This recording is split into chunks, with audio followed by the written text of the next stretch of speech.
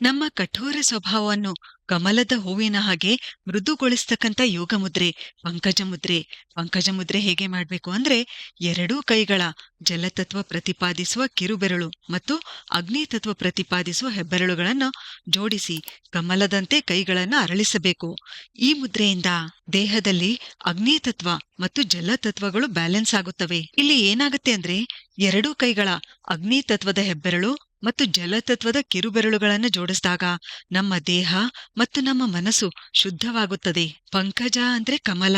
ಯಾವ ರೀತಿ ಕಮಲದ ಹೂ ಮೃದುವಾಗಿಯೂ ಕೆಸರಿನಲ್ಲಿ ಬೆಳೆದ್ರೂ ಪವಿತ್ರವಾಗಿಯೂ ಇರುತ್ತದೆಯೋ, ಹಾಗೆಯೇ ಈ ಮುದ್ರೆ ಮಾಡೋದ್ರಿಂದ ಮನುಷ್ಯ ಕೂಡ ಮೃದು ಮತ್ತು ಸಾತ್ವಿಕನಾಗುತ್ತಾನೆ, ಪವಿತ್ರನಾಗುತ್ತಾನೆ. ಮನಸ್ಸು ಶಾಂತ ಮತ್ತು ಸ್ಥಿರವಾಗಿರುತ್ತದೆ. ದ್ವೇಷದ ಭಾವನೆ ಇರಲ್ಲ. ಅಲ್ಸರ್ ಗುಣಮುಖವಾಗುತ್ತದೆ. ಶರೀರ ತಂಪು ಆಗುತ್ತದೆ. ಈ ಮುದ್ರೆ ಮಾಡೋದ್ರಿಂದ ಮುಖದ ತೇಜಸ್ಸು ಹೆಚ್ಚುತ್ತದೆ. ನಮ್ಮ ಹರ್ಟ್ ಚಕ್ರ ಅಂದ್ರೆ ಅನಾಹತ ಚಕ್ರ ಜಾಗೃತವಾಗುತ್ತದೆ. ನಮ್ಮ ದೇಹದ ಸುತ್ತಲಿನ ಆಭಾಮಂಡಲ, ಔರ ಅಂತ ಏನ್ ಹೇಳ್ತೀವಲ್ಲ, ಅದು ಪವಿತ್ರವಾಗುತ್ತದೆ. ಪಂಕಜ ಮುದ್ರೆ ಬೆಳಗ್ಗೆ ಖಾಲಿ ಹೊಟ್ಟೆಯಲ್ಲಿ ಮಾಡ್ಬೇಕು. ಕನಿಷ್ಠ 15 ನಿಮಿಷ ಮಾಡ್ಬೇಕು.